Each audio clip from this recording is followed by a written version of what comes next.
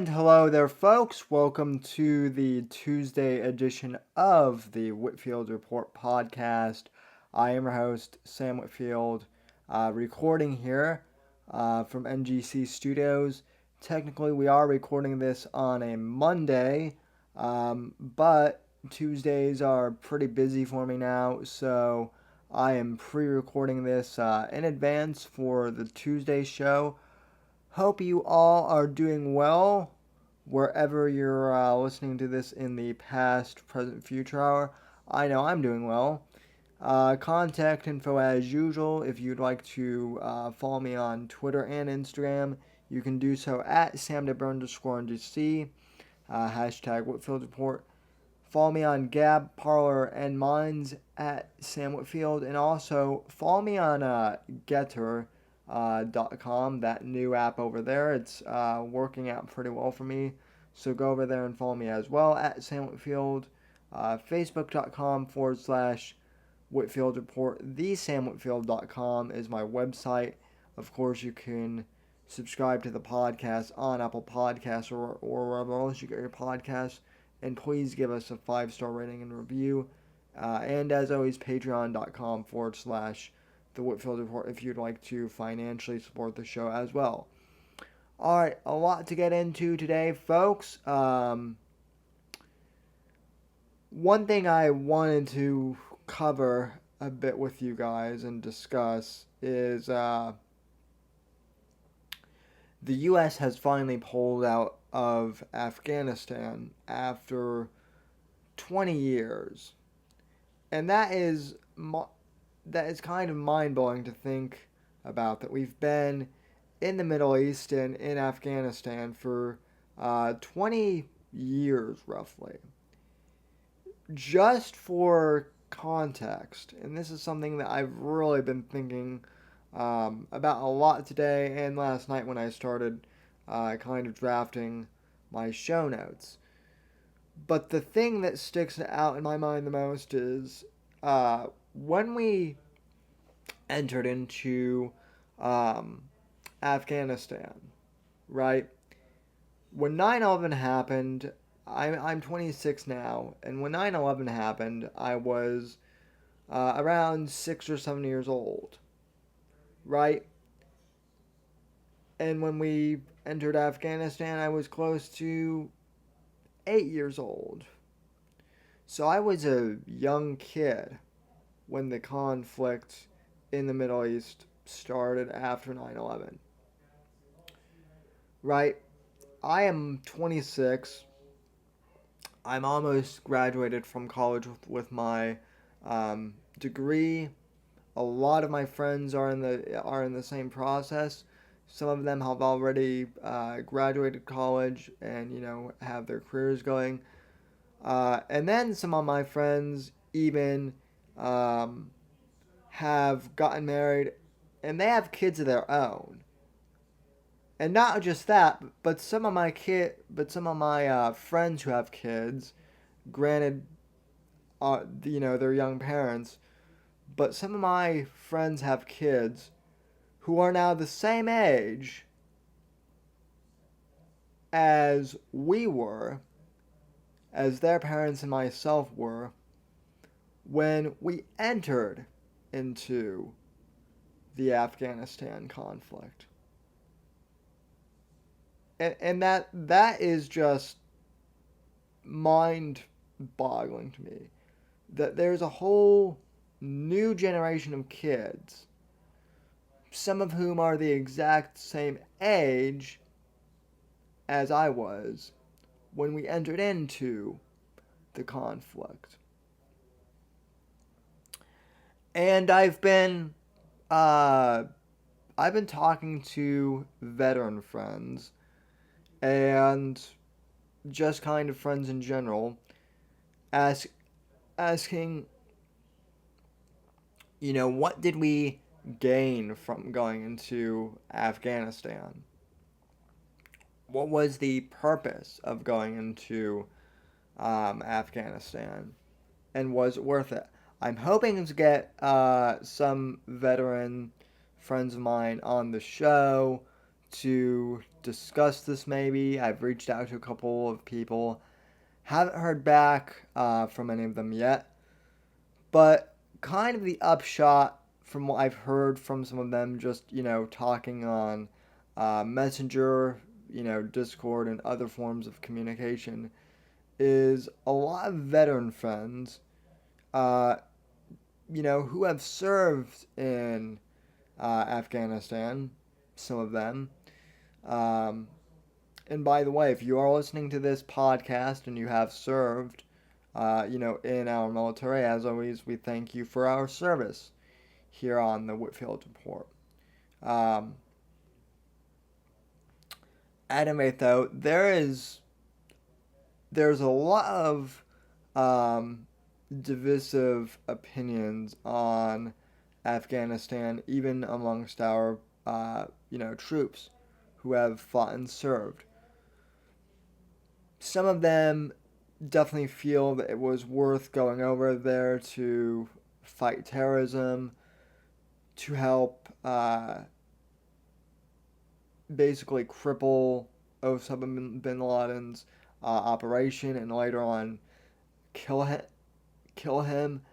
And I was already podcasting with the Whitfield Analysis, my old show, when the bin Laden raid took place. And there's absolutely no question in my mind that that was the right thing to do at the time. In fact, it should have happened sooner, in my opinion, when we had the chance to.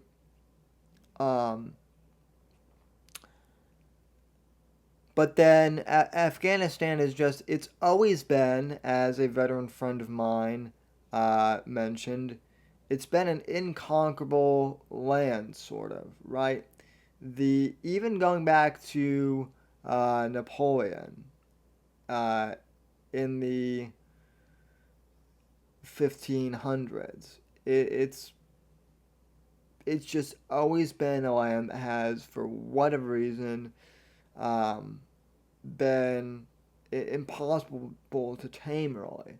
Napoleon was a great conqueror, and yet he could not, overtake Afghanistan. Some of the conflicts of World War One, well, they didn't take place in Afghanistan directly. They did deal with the Ottoman Empire, and people who were from that region in the Middle East. And it was, those conflicts have, raged on, and it was impossible to, get a hold on Afghanistan or any of the, surrounding countries in the Middle East there. One thing that most notably comes to mind, a little bit before my time, but I thought of this last night when I was doing show notes as well. The Russian military, when the Russians, at the end of the Cold War, the Soviet Union tried to occupy Afghanistan. And they were unsuccessful, partially due to us, actually, because we allied with the Mujahideen. I know I just butchered that. But yeah, we actually allied with Osama bin Laden and the Mujahideen at one point to overthrow the Soviets in Afghanistan. And there are many people, and as I've gotten older and learned history, who feel that us doing that and then just essentially up and leaving was one of the worst things that we could do. Particularly the fact that we kind of left and just let the Mujahideen just kind of do its thing. We didn't really put any structure in there. And I'm not saying that nation building would have been a good thing, but we didn't really do anything, in regards to helping there either. So it's just the the the whole Afghan thing throughout history has been kind of a clusterfuck in and of itself. And like I said, there are people I've talked to who can give a lot more specific details. So I'm going to try and get people on. But just kind of from what I've gleaned, did we really, beat terrorism over there? Did we really get rid of Al Qaeda? Well, the answer is kind of both yes and no from what I've gathered. We severely, crushed Al Qaeda's forces, um, in Afghanistan in kind of the early days, and we certainly got rid of Osama bin Laden, who was a major figurehead in terms of terrorism. But then we continued over there, and the Obama administration, because of the power vacuum that was kind of created over there, you had ISIS that came to power over in Afghanistan and in the Middle East. So that became a big thing. Then Trump, to Trump's credit, made a couple of military operations that basically, decimated ISIS for the most part. And, even though this isn't Afghanistan, um, Trump did drone General Qasem Soleimani by Iran, who was, allegedly using bases in Afghanistan and was planning on attacking military personnel and perhaps starting another war. And granted, Trump might not have, been perfect, but he seemed to have a handle on that. Now with us completely withdrawing, here is kind of the essence of, what kind of the long and short of what I've heard from some of my associates who have served. Just kind of the general gist of what I've heard from veterans I know who served is this. Well, it was a bad idea for us to go into Afghanistan in the first place because we opened ourselves up to, just a giant quagmire that could never really be fixed. But it's also kind of a bad idea for us to completely pull out of Afghanistan because we should always keep something there to essentially kind of keep the infrastructure we've helped build there from collapsing in on itself. So Afghanistan is kind of a damned if you do, damned if you don't situation. It would not surprise me, and many are kind of fearing this already, that the Taliban, that ISIS, and other terrorist groups are already, they are already regaining major parts of the country as U.S. troops draw down in Afghanistan, and it's looking like the bad guys, if we just want to kind of paraphrase and use that term, the bad guys are taking over again. So again, this really is kind of a a no-win situation for us at this point. And my whole thing is, well, we're pulling out, but will we have to go back there? In a year, 2 years, 3 years, 4 years, right?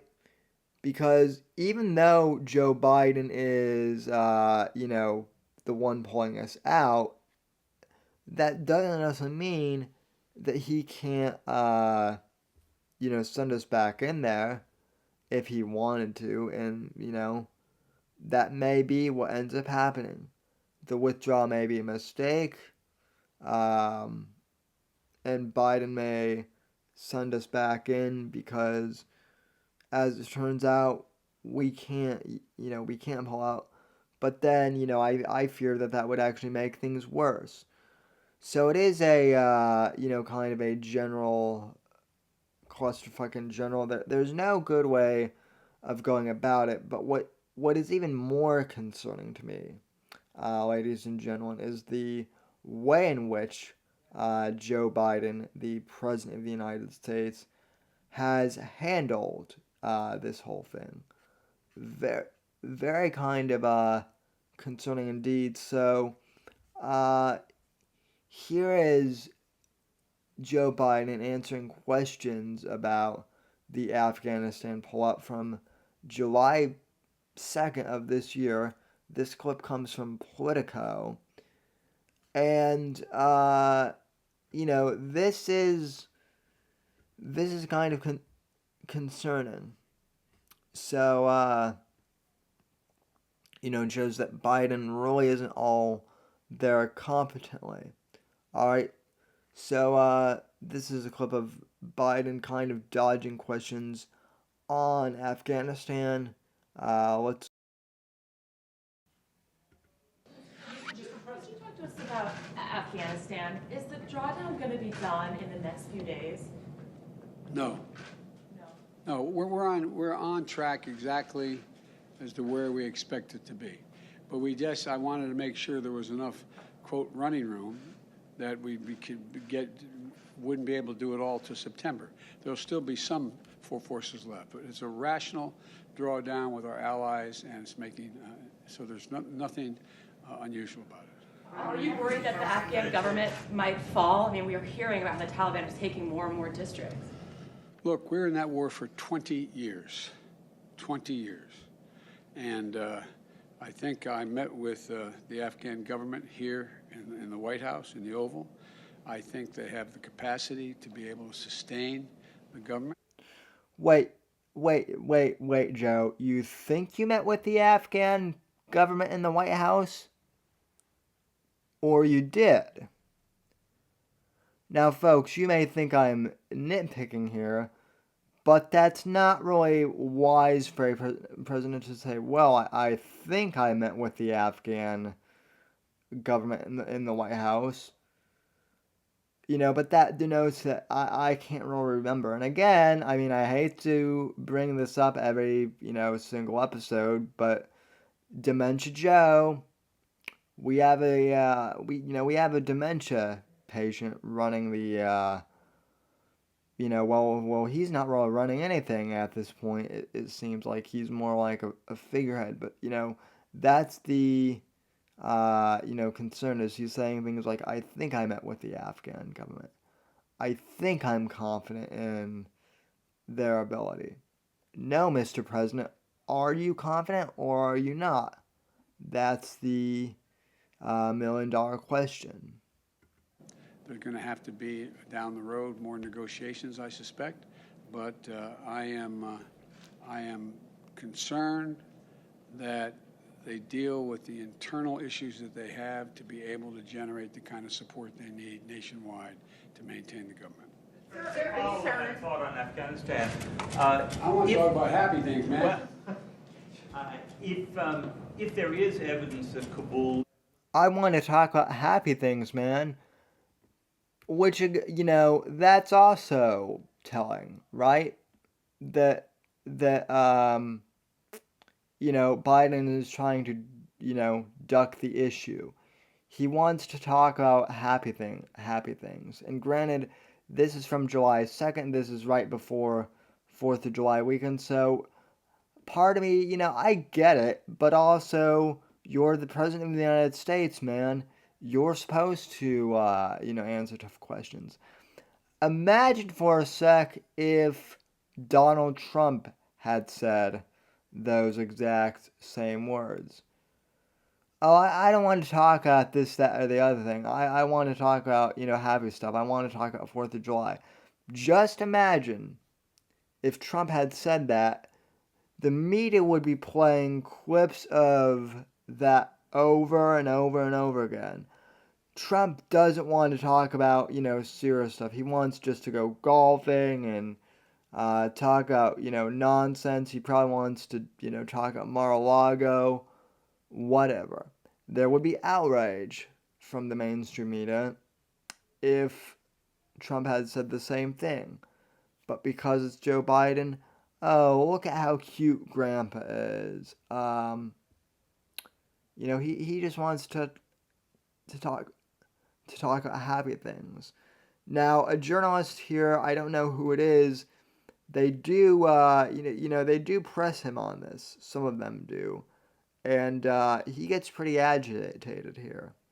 For those of you watching on the video, you might be able to see he's already kind of staring off into the, distance a bit. This is not good, necessarily. Is threatened, which some of the intelligence reports have suggested it could be in 6 months or thereabouts. Do you think you've got the capability to help?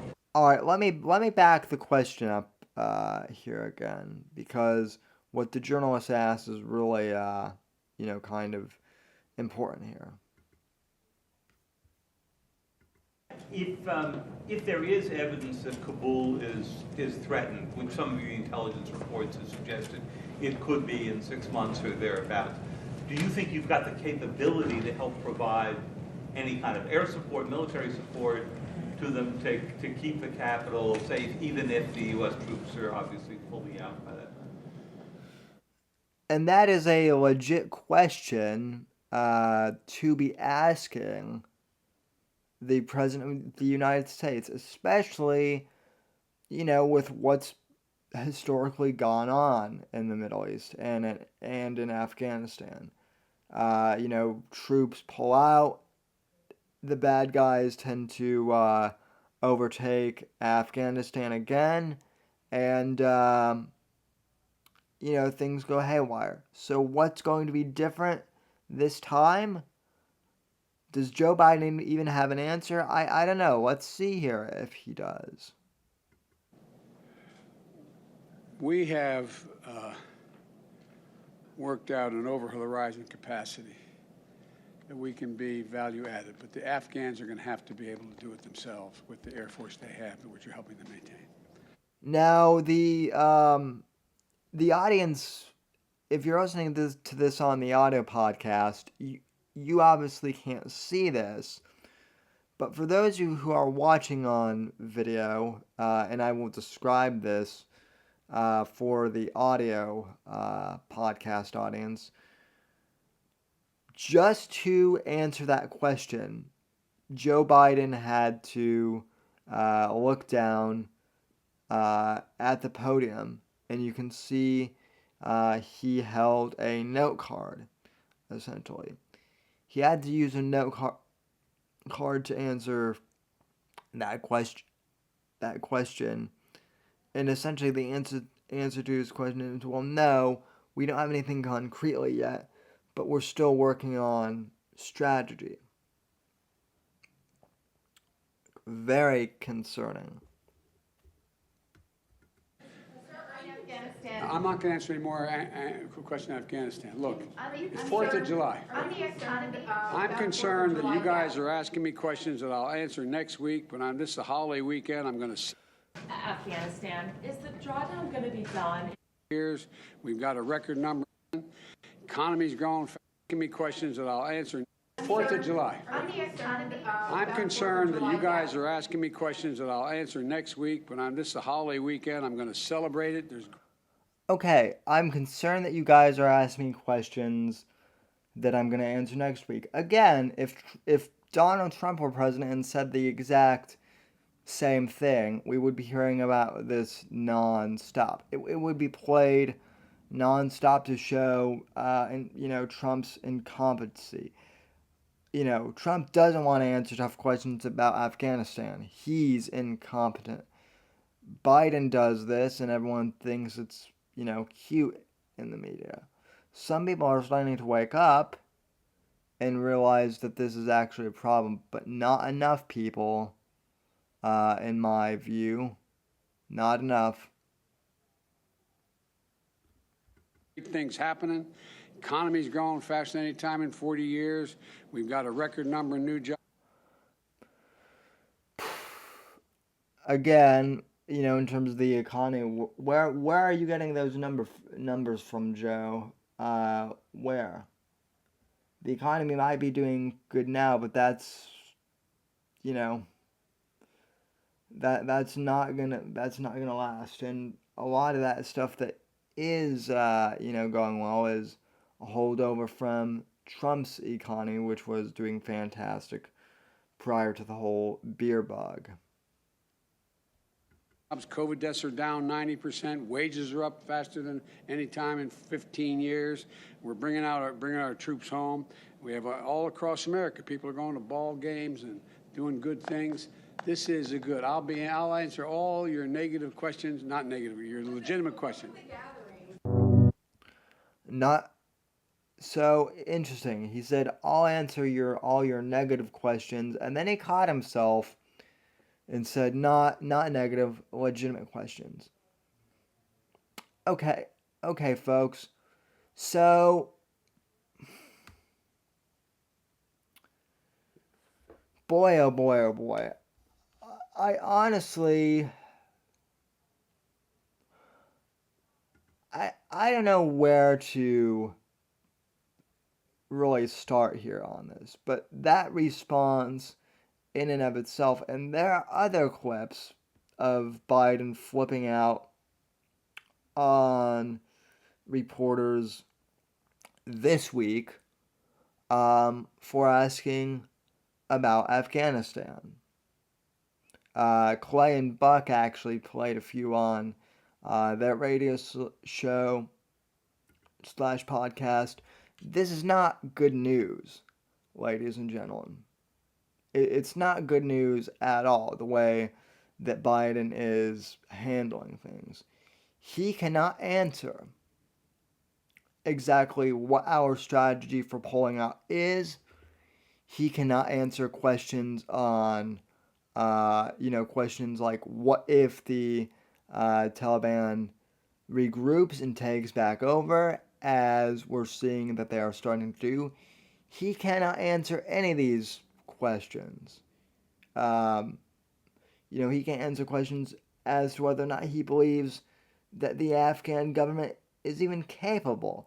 Hell, he even said that he thinks he met with the Afghan government in the White House, which indicates to me that he honestly can't remember whether or not the Afghan leaders were here in this country. And it's his job to know these things as President of the United States.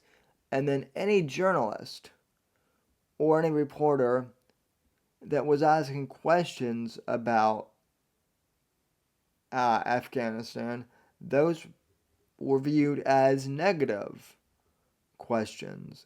And then he caught himself. Now keep in mind, I'm not a fan of the media.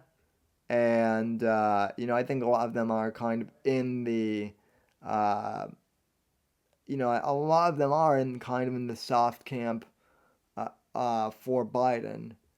But even some of them, when they were asking these questions, even, I would think CNN, even Politico, where I got this video from. Politico is by no means a conservative website. It's definitely not Breitbart.com. And yet what we have here is even the mainstream media is starting to wake up and realize, oh shit, this guy really might not be all there. This is, concerning. So to answer your question, ladies and gentlemen, of, what do I think about us pulling out of Afghanistan? Well, it's a complex issue. On one hand, I very much think it's time to come home. Um, part of me thinks that we might, that we should have never gone in the first place if this was going to be the result. Part of me thinks it's a bad idea that we are pulling out and that we should stay over there. A lot of people have compared it to Vietnam, and in terms of the great debate of whether or not Vietnam was successful or not. I think a lot of people are having the same debate about Afghanistan right now, and I think that will be a debate that we have for a couple of years to come. Actually, especially as the conflict in Afghanistan and the Middle East starts to brew again. And some of, a lot of libertarians and a lot of anti-war Democrats will say things like, oh, well, we should have never been in there in the first place. Well, that may or may not be true, but, for all intents and purposes, we've been in the Middle East for decades, for centuries even. So at this point, can we really avoid the Middle East now and being involved because we already are partially involved? I don't think we can turn our involvement off and on like a spigot because it never turns out well. Either pull out entirely or keep a force there, that just has things under watch. At this point, I am pretty sure that we just need to do the latter because if we don't, things will, turn even more disastrous for us. And I'll tell you another thing. It's concerning to me that, that Joe Biden is the one who is overseeing this. Supposedly, a man who, needs cue cards to remember the most basic talking points because his dementia has gotten so bad. Just very concerning. On the other hand, though, kind of switching topics, Donald Trump spoke at CPAC this previous weekend. They had CPAC over the weekend in Dallas, Texas, and Trump's keynote speech was kind of the great anticipation of everything. And so here are a few of Trump's remarks from Sunday's, CPAC speech, and I think it's pretty interesting.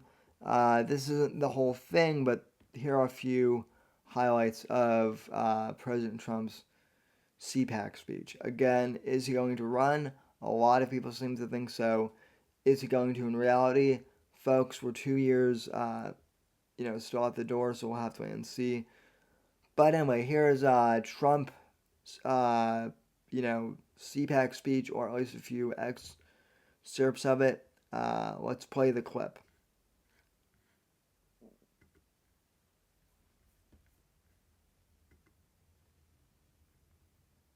Marxists and the critical race theorists. The Biden administration has turned the border into the single greatest disaster. Our movement is the greatest in American history, and it has just begun. Former President Trump touting his administration's successes while taking aim at President Biden during CPAC in Dallas. The Brewer Group CEO Jack Brewer attended and then spoke at the conference and joins us with more this morning. Good morning, Jack. Okay, this is not... hold on a sec here, folks. This is not what I thought we were going to be getting here. So let me Let me go to the clip. Here it is. People in the country want voter ID, so now the Democrats, again, same old story. They're saying, we want voter ID. We've always wanted voter ID. These people are sick. We will completely defund and bar critical race theory.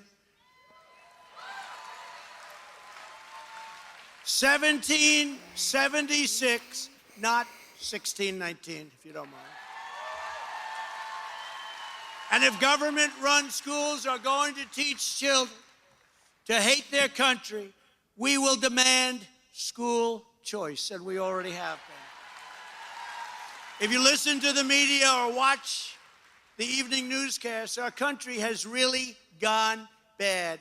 All we talk about is race. That's all they talk about, race. The whole show, race, race. We don't talk about our country being great anymore. We don't talk about how America can lead the world. We don't talk about stopping crime or the hundreds and hundreds of people that are being shot in Democrat-run cities and what to do about it. We don't talk about ending the drugs pouring across our borders, which I had greatly reduced with our wall and so many other things that we're doing. And most importantly, we never talk about the great future of our country. We don't talk about any of this stuff anymore. The Democrat-controlled media talks race, race, race for political reasons. And they always have, but never like this. But it's hurting our country, and more than anyone else, our great minority communities. It's hurting them very badly. The Democrat obsession with race is only dragging us backward into the past, and it is bringing our country down to a point where even China and Russia are lecturing us on human rights, race, and they're doing it in a very humiliating fashion. Okay, so I do want to jump in here. This is the Trump that we needed during 2020, right? This is a Trump that is refined, that's on point, that's speaking clearly, that pretty much has all of his ducks lined up in a row. Obviously, Trump has his own tone. He's not a smooth talker like Barack Obama was. He's still the tough one, Don. But this is not a Trump who is really sticking his, foot in his mouth. He's being serious here. In his own way, I wouldn't really say that he's being charismatic, but he's not being the, he's being presidential here, I would say. He's not being a shit poster. And, believe me, like Apex, I love when Trump's being, a comic. I love when Trump is a shit poster, right? But, for these times that we're in, we do need a serious leading individual. And that, in my mind, is, we need this Trump that's on right now. One that's, serious, one that is taking things serious. This was the Trump that we needed in 2020. I believe that, in a large part we did get this Trump. We needed him during the debate. That first debate against Biden, and I'm sorry to say this, but he really did do damage to himself, here. So if he does decide to run again in 2024, this is what we need out of Trump, full stop. Let's continue. Never happened. Never happened with me. During my administration, our country was respected again. It is no longer respected.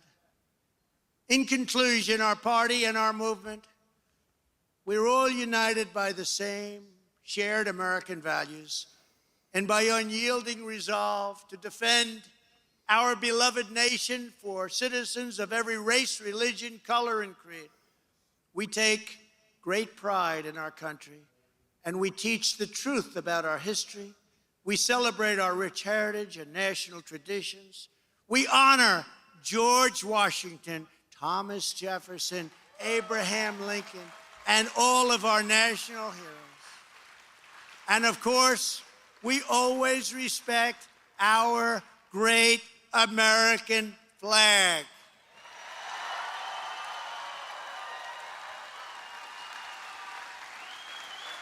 We believe in patriotic education for our children, and we strongly oppose the radical indoctrination of America's youth.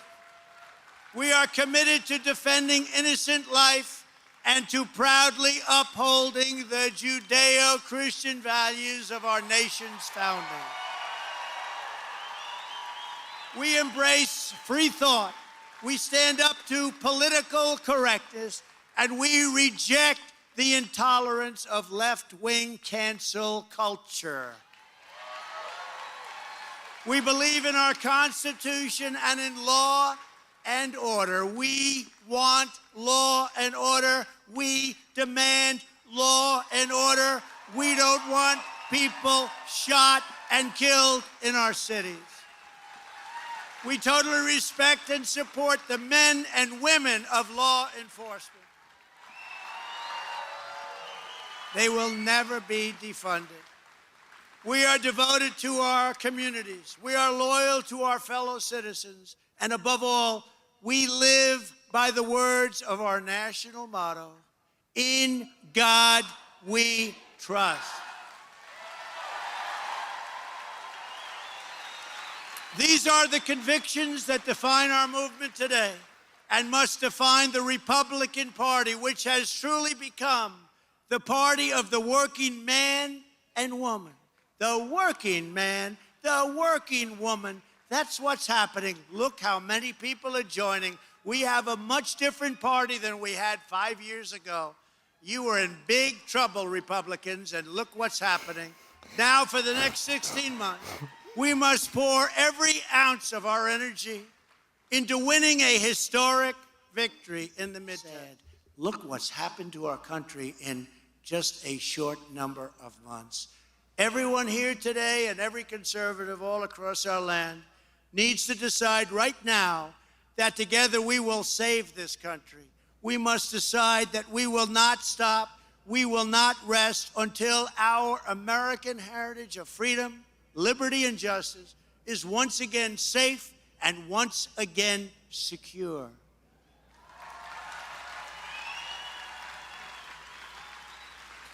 We owe our country nothing less than that. Our glorious American inheritance was passed down to us by generations of American patriots who gave everything they had, their sweat, their blood, and even their way of lives to build America into the greatest nation in the history of the world. And we are not going to let it be taken away from us by a small group of radical left Marxist maniacs. We're not going to let it happen. We will protect and defend our cherished American legacy and freedom for ourselves, for our children, and for every future generation. My fellow Americans, our movement is the greatest in American history, and it has just begun.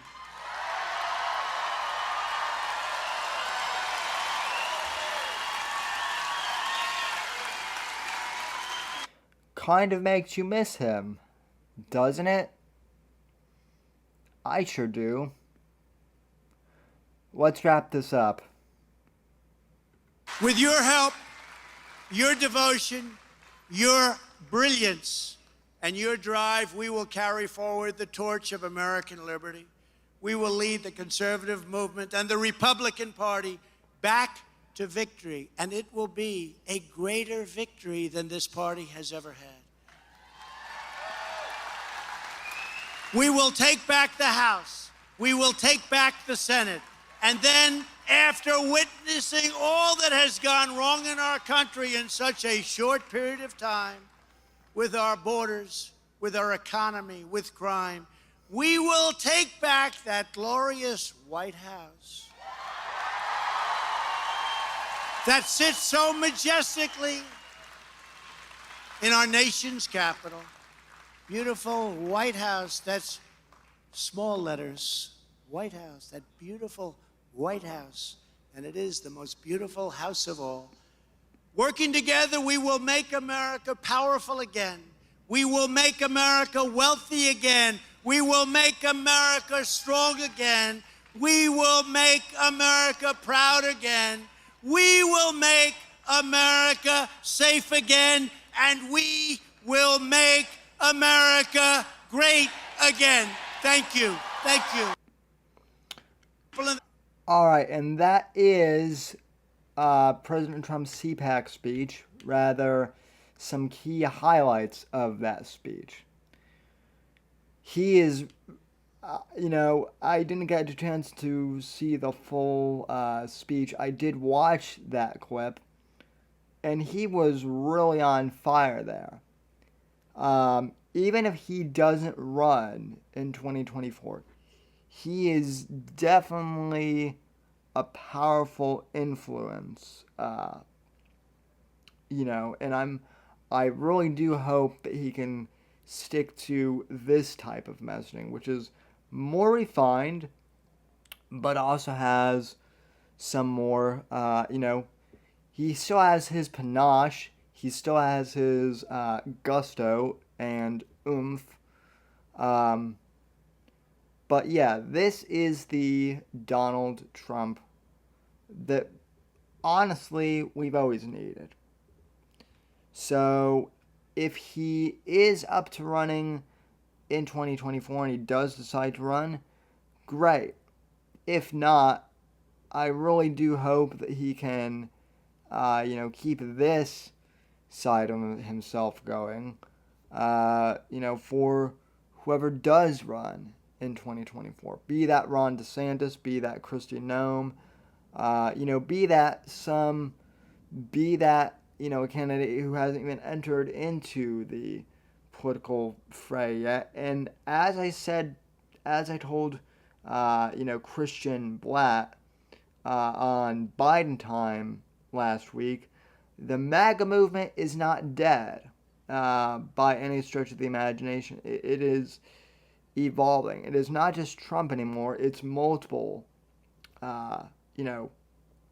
conservatives. It is the next generation conservatives, so to speak.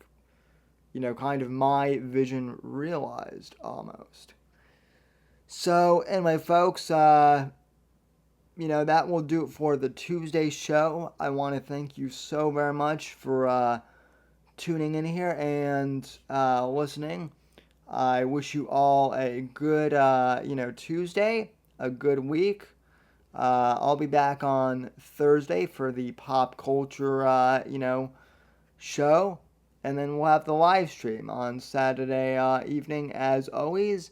Until then, God bless, God save this great nation, God, freedom, legacy in that order, wherever you are. And I'll see you next time on the Whitfield Report. Take care and God bless.